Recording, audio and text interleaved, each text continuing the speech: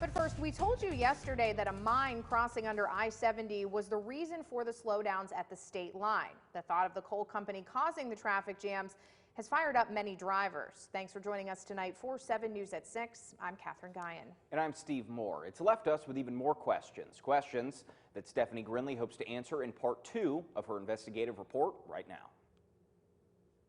This is the result of longwall mining. All the earth around me has dropped 4 feet. Tunnel Ridge's passing under Soul Fire has crumbled the once cement bridges that saw 32,000 people drive over them daily just a couple weeks ago. And it leaves one burning question.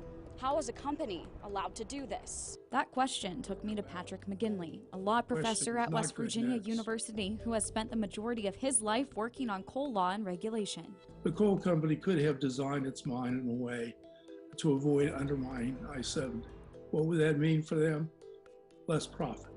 Delegates I spoke with who declined to go on camera reiterated nothing could be done to stop Tunnel Ridge from mining. They say the drivers of I-70 do not have rights. Use the right lane to keep right toward Cabela Drive. When the federal government enacted eminent domain in the 1950s to build the interstate, it purchased the surface rights.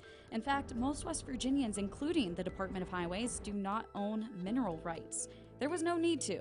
It wasn't until 1970 a new form of mining, longwall, entered. An invasive form the old laws did not see coming, or maybe didn't care. It's a question of the impact, the enormous impact on literally millions of travelers over the next 20 years. In 1977, Congress passed a law stopping mining within 100 feet of a public road. McGinley says this rule could have been used to stop the West Virginia Department of Environmental Protection permit, but now that it was okayed, McGinley says that Tunnel Ridge's hands are essentially washed clean of any liability for any of the accidents on I-70 or damages to cars caused by the subsidence. From my digging, undermining an interstate was done only once before, I-79 near Waynesburg 18 years ago.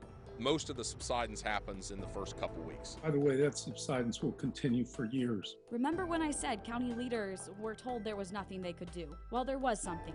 And while it might be a last-ditch effort, the same way that the interstate came about, it was a public benefit. Can it be argued the same that this is now a public risk to continue to allow this mine to mine into 2038? Oh, absolutely. This is a public nuisance under the common law. It's a responsibility of the government to protect its citizens. It doesn't choose to do that because coal is king.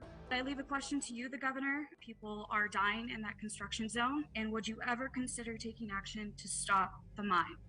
To say, Governor, are you willing to just stop it?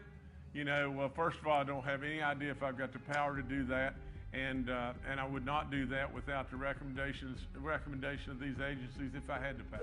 So what say ye, old King Coal? Thanks for calling Tunnel Ridge Mine. After placing multiple calls, I have yet to hear back. We just ask everybody to be as patient as we can be.